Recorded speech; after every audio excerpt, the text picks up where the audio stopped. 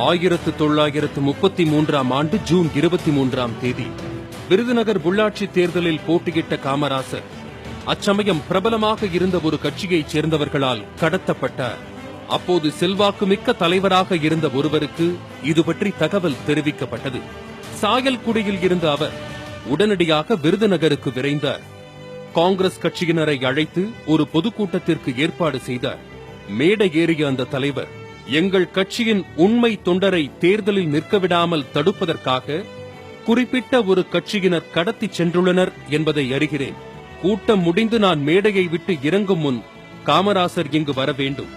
இல்லாவிடில் அவரை கடத்தியவர்கள் அதற்கான விளைவை சந்திக்க நேரிடும் என முழங்கினார்.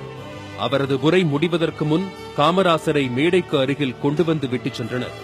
மேடைக்கு வந்த காமராசர் தான் மீட்கப்பட காரணமான அந்த தலைவருக்கு நன்றி கூறினார். அவர்தான் பசும்பொன் முத்துராமலிங்க தேவர்.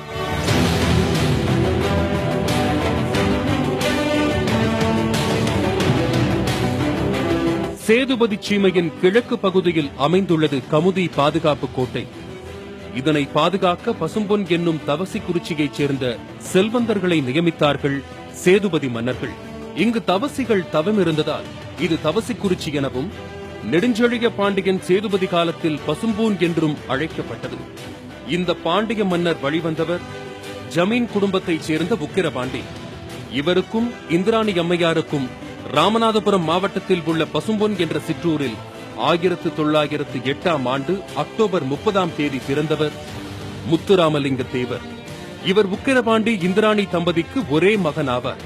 6 மாத கைக்குழந்தையாக இருந்தபோது தாயை பறிகொடுத்தார் முத்துராமலிங்க தேவர். இதனால் 2வது திருமணம் செய்து கொண்டார் அவரது தந்தை உக்கிரபாண்டி. அந்த பெண்ணும் சிறிது காலத்தில் இறந்து போனதால் மீண்டும் ஒரு பெண்ணை மணமுடித்தார். இதனால் உறவின் முறை பாட்டியான பார்வதி அம்மாளின் அரவணைப்பில் பசும்பொன்னை அடுத்துள்ள கல்லுப்பட்டி என்ற கிராமத்தில் வளர்ந்தார் முத்துராமலிங்க தேவர். அப்போது கமுதியைச் சேர்ந்த ஆயிஷா பீவி என்ற பெண்ணிடம் பால் குடித்து வளர்ந்திருக்கிறார் முத்துராமலிங்க தேவர். அந்த பெண்ணை அவர் ஒருபோதும் மறந்ததில்லை. இளம் பருவத்தில் வேளாளர் குடும்பத்தில் பிறந்த குழந்தைசாமி என்பவரால் கல்வி பயிற்றுவிக்கப்பட்டார். ஆரம்ப கல்வியை கமுதி கிறிஸ்தவ பள்ளியில் படித்தார். உயர்நிலைக் கல்வியை திருப்பரங்குன்றம் அருகேயுள்ள பசுமலை மேல்நிலைப் பள்ளியிலும் மதுரை யூனியன் கிறிஸ்தவ பள்ளியிலும் பயின்றார். சிறுவயது முதலே தமிழில் தீராத பற்றுக் கொண்டிருந்தார் முத்துராமலிங்க தேவர். பள்ளி கல்வியுடன் குதிரையேற்றம், துப்பாக்கிச் சுடுதல், மல்யுத்தம், வாழ்வீச்சு, சிலம்பம் போன்றவற்றையும் கற்றுத் தேறினார். தண்ணீரில் மிதப்பது அவருக்கு கைவந்த கலையாகும். இதற்கென தீவிர மூச்சு பயிற்சியும் மேற்கொண்டிருக்கிறார். 13 வயதில் ஏற்பட்ட உடல்நலக் குறைவால் மதுரை மிஷன் மருத்துவமனையில் அனுமதிக்கப்பட்டார். மயக்க மருந்தின்றி நடைபெற்ற சிகிச்சையின் போது சிறுவனாக இருந்த முத்துராமலிங்கம் காட்டிய மனவலிமையை கண்டு வியந்தார்கள் மருத்துவர்கள். வீரமான இளைஞர் என்று அவரை பாராட்டியுள்ளார் ஒரு மருத்துவர். உடல்நல பாதிப்பால் பள்ளி படிப்பை தொடர்வதில் சிக்கல் உண்டானது. அவரது தந்தை உக்கிரபாண்டி 1939ஆம் ஆண்டு ஜூன் 6ஆம் தேதி காலமானார். இளம் வயதில் கல்வி அறிவால் விவேகத்தையும் உடல் வலிமையால் வீரத்தன்மையையும் ஒருங்கே கொண்டவராக திகழ்ந்தார். 1927இல் குடும்ப சொத்து வழக்கு தொடர்பாக சென்னை சென்ற அவர் பிரபல காங்கிரஸ் பிரமுகரும் முன்னணி வழக்கறிஞருமான சீனிவாசனை சந்தித்தார். அவர் சென்னையில் நடந்து கொண்டிருந்த அகில இந்திய காங்கிரஸ் காரிய கமிட்டி கூட்டத்திற்கு முத்துராமலிங்க தேவரை அழைத்துச் சென்றார். சிறப்பு பார்வையாளர் பகுதியில் அமர வைக்கப்பட்ட அவர் சீனிவாசனின் எழுச்சிமிகு உரையையும் சுபாஷ் சந்திர போஸின் உணர்ச்சிமிகு உரையையும் கேட்டு வியந்தார்.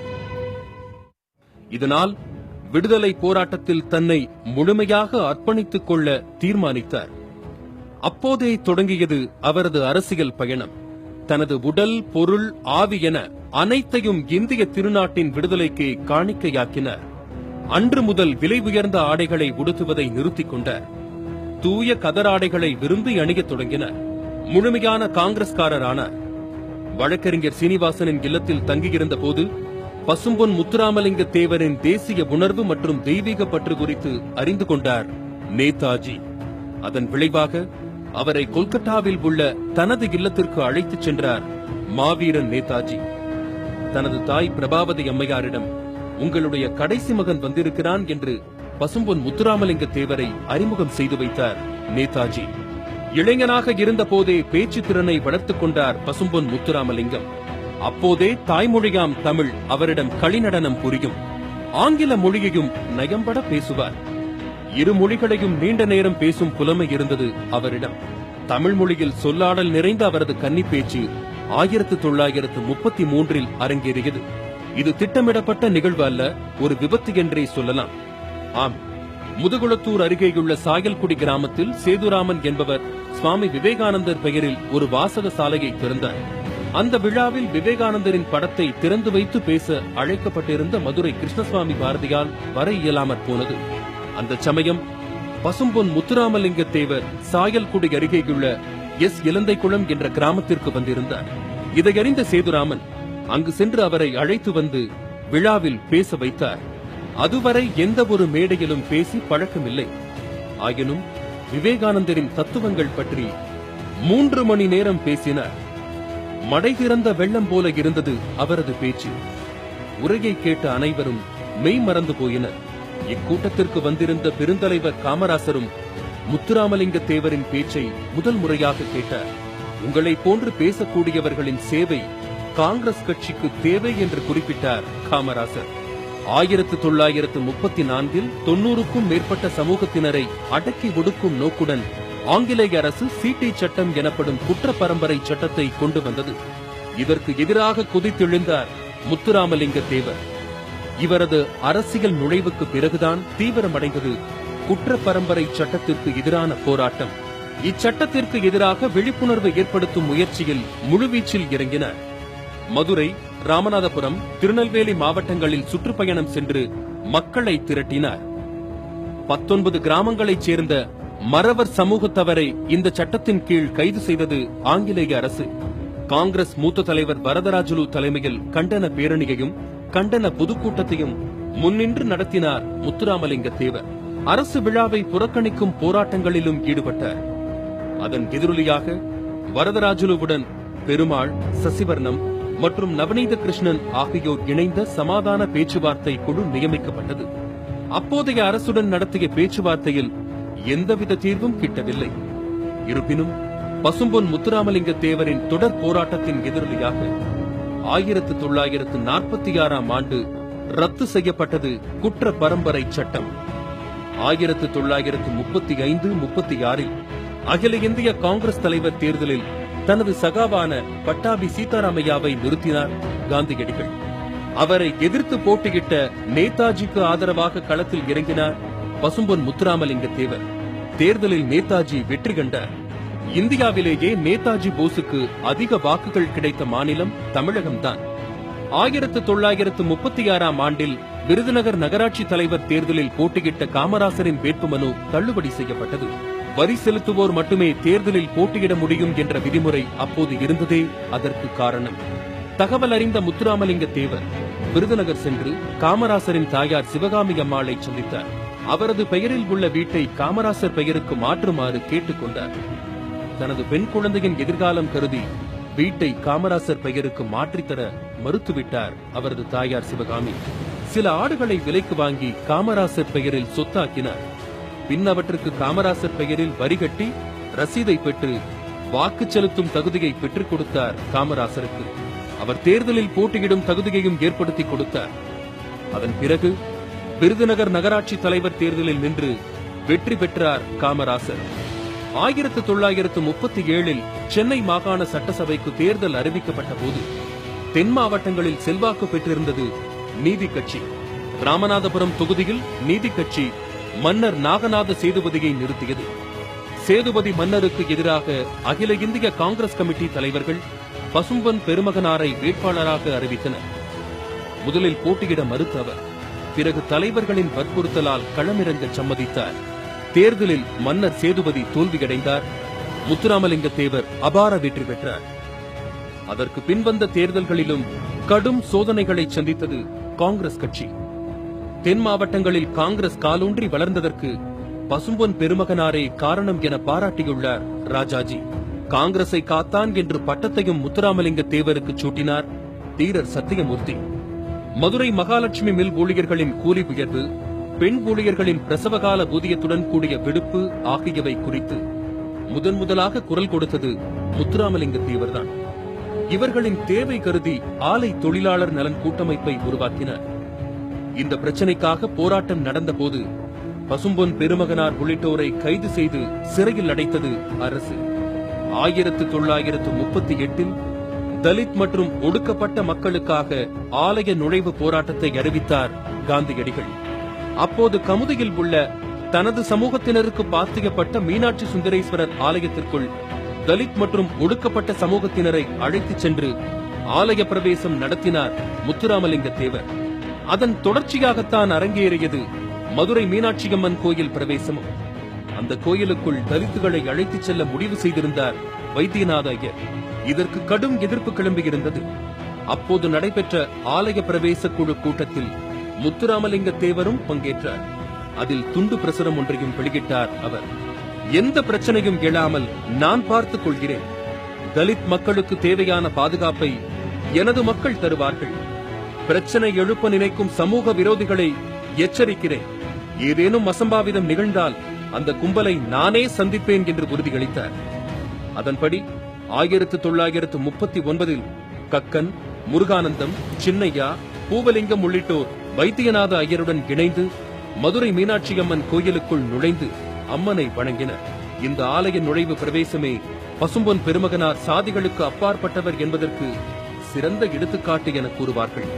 காங்கிரசின் பல கொள்கைகளில் முரண் கொண்டிருந்த நேதாஜி சுபாஷ் சந்திரபோஸ் 1939 ஆண்டு காங்கிரஸ் கட்சியில் இருந்தபடியே ஃபார்வர்ட் பிளாக் எனும் இயக்கத்தை தொடங்கினார். இதன் தென் மாகாண தலைவராக நியமிக்கப்பட்டார் பசும்பொன் முத்துராமலிங்க தேவர். அச்சமயம் காங்கிரசுடன் ஃபார்வர்ட் பிளாக்கிற்கு கருத்து வேறுபாடு அதிகரித்ததால் கட்சியில் இருந்து தற்காலிகமாக நீக்கப்பட்டார் நேதாஜி. பிற்காலத்தில் நேதாஜி சுபாஷ் சந்திரபோஸ் இந்திய தேசிய ராணுவத்தை அமைத்த போது அதற்கு பெருமளவிலான படையை தமிழகத்தில் இருந்து அனுப்பி வைத்தவர் பசும்பொன் முத்துராமலிங்க தேவர்தான்.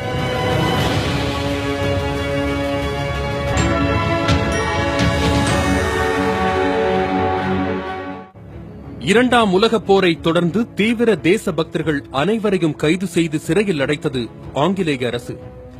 நேதாஜி வீட்டுக்காவலில் வைக்கப்பட்டார். முத்துராமலிங்க தேவர் மத்திய பிரதேச சிறையில் அடைக்கப்பட்டார். சிறையில் இருந்து தப்பிய நேதாஜி இந்திய எல்லையை கடந்து சென்று விட்டார்.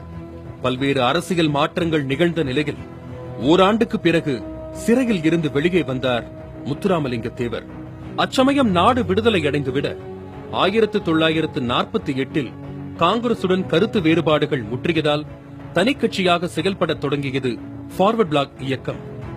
1948 ஆண்டு ஜனவரி 23 சுபாஷ் சந்திரபோஸ் பிறந்த நாளன்று மீண்டும் தீவிர அரசியலில் இறங்கினார் முத்துராமலிங்க தேவர். நேதாஜி என்ற வார பத்திரிகையை தொடங்கி அவரே ஆசிரியராகவும் இருந்து வந்தார்.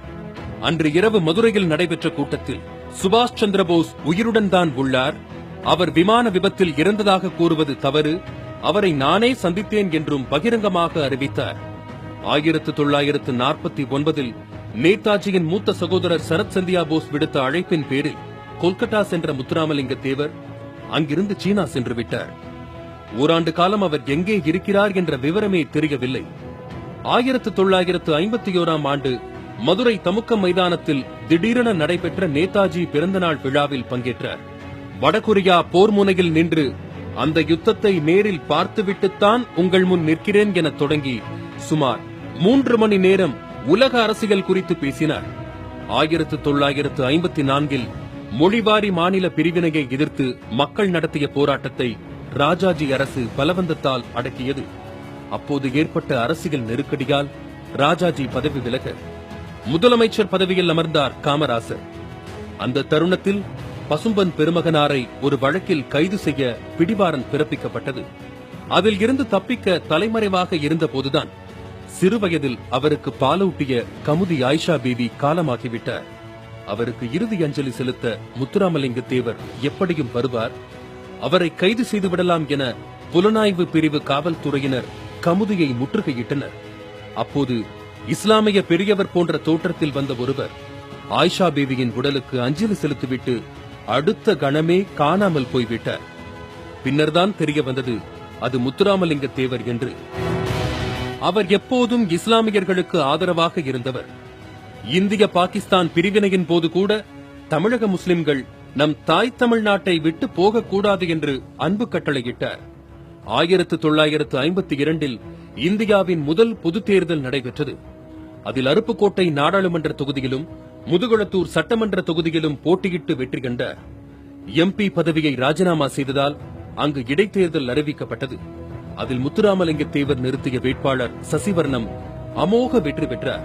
பிறகு பசும்பொன் பெருமகனார் நாடாளுமன்ற கூட்டத்தில் பங்கேற்க டெல்லி சென்றிருந்த வேளையில் ராமநாதபுரம் மற்றும் அதனை சுற்றியுள்ள பகுதிகளில் ஒருவித பதற்றம் ஏற்பட்டது. இதுவே பின்னர் கலவரமாகவும் வெடித்தது. இரு சமூகத்தவர் இடையே கடும் மோதல்கள் நிகழ்ந்தன. இந்த கலவரம் ராமநாதபுரம் மாவட்டத்திற்கே ஒரு கரும்புள்ளியையும் அன்றைய ஆட்சியாளர்களுக்கு பெரும் கரையையும் ஏற்படுத்தியது. செய்தி கேட்டு உடனே தமிழகம் திரும்பினார் பசும்பொன் முத்துராமலிங்கம். வன்முறை சம்பவங்கள் தொடர்பாக நீதி விசாரணை தேவை என்று வேண்டுகோள் விடுத்தார். பின்னர் நடைபெற்ற சமாதான கூட்டத்தில் அனைத்து சமூகத்தவரும் இணக்கமாக வாழ்வதென முடிவெடுக்கப்பட்டது. அந்த சமயத்தில் காங்கிரசுக்கு மாற்றாக தொடங்கப்பட்டது ஜனநாயக காங்கிரஸ் எனும் கட்சி. இதையொட்டி மதுரை தமுக்க மைதானத்தில் கூட்டம் நடைபெற்றது. அதில் பேசிய பசும்பொன் முத்துராமலிங்க தேவர், தலித் மக்கள் மீது எவன் ஒருவன் தாக்குதல் தொடுத்தாலும் எனது இருதயத்தை பிளந்து அதில் வழிகின்ற ரத்தத்தை குடித்த பாவத்தை செய்ததாக கருதுகிறேன் என்று உணர்ச்சி பிழம்பாக உரையாற்றினார். இக்கூட்டம் முடிந்து அவர் மதுரை கோரிப்பாளையம் அருகில் காரில் வந்தபோது வழிமறித்து காவல்துறையால் கைது செய்யப்பட்டார். பாதுகாப்பு சட்டத்தின் கீழ் கைது செய்யப்படுவதாக அவரிடம் தெரிவிக்கப்பட்டது. வேலூர் மற்றும் சென்னை சிறைகளில் மாற்றி மாற்றி அடைக்கப்பட்டார். அவர் மீது திடீரென வழக்கு பதிந்து புதுக்கோட்டை சிறையில் அடைத்தனர். இந்த வழக்கு அரசியல் காழ்ப்புணர்ச்சி கொண்டது என விமர்சித்தது ஃபார்வர்ட் பிளாக் கட்சி. விசாரணையின் முடிவில் பசும்பொன் முத்துராமலிங்க தேவர் குற்றமற்றவர் என தீர்ப்பளித்தார் நீதிபதி அனந்தநாராயணன். இதனால் 1959 சிறையில் இருந்து விடுதலையானார்.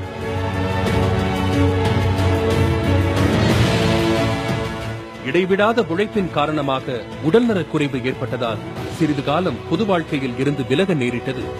பின்னர் 1962 பொது தேர்தலுக்கு மீண்டும் முன்னிறுத்தப்பட்டார். மதுரை தமுக்க மைதானத்தில் நடைபெற்ற கூட்டத்தில் முத்துராமலிங்க தேவர் உதித்த முத்துக்கள் வரலாற்று சிறப்பு மிக்கவை. அதில், நான் யாரையும் எதிரியாக கருதுபவன் அல்ல, தவறுகளை கண்டிக்கின்ற என்னை யாரேனும் எதிரியாக பாவித்தால் அதற்கு நான் பொறுப்பல்ல. நான் பேசுவது, எழுதுவது, சிந்திப்பது, சேவை செய்வது என எல்லாமே நாட்டுக்காகவே என்று எனக்காக அல்ல என்பனவாகும். 1962 தேர்தலில் வெற்றி வசமான போதிலும் உடல்நலக் குறைவால் நாடாளுமன்ற கூட்டத்தில் அவரால் பங்கேற்க முடியவில்லை. மதுரையை அடுத்த திருநகரில் தங்கி ஓய்வும் சிகிச்சையும் பெற்று வந்தார். அவரை காப்பாற்ற மருத்துவர்கள் எவ்வளவோ முயன்றனர். ஆனாலும் 1963 அக்டோபர் 29 இவ்வுலகை விட்டு மறைந்தார் முத்துராமலிங்க தேவர். மரணத்திற்கு பின் தனது உடலை சொந்த ஊரான பசும்பொன்னில்தான் அடக்கம் செய்ய வேண்டும் என்று அவர் கூறியிருந்தார். அதன்படி மறுநாள் உடல் அங்கு கொண்டு செல்லப்பட்டது. உடலுக்கு லட்சோப லட்சம் மக்கள் கண்ணீர் அஞ்சலி செலுத்தினர். பின்னர் யோகிகள் அடக்கம் செய்யப்படும் முறையில் அவரது உடல் அடக்கம் செய்யப்பட்டது. பசும்பொன் முத்துராமலிங்க தேவரின் கொள்கைகளை என்றென்றும் நினைவில் வைத்துக் கொள்ள உதவுவது தேசியமும் தெய்வீகமும் எனது இரு கண்கள் என்கிற அவரது முழக்கம்தான்.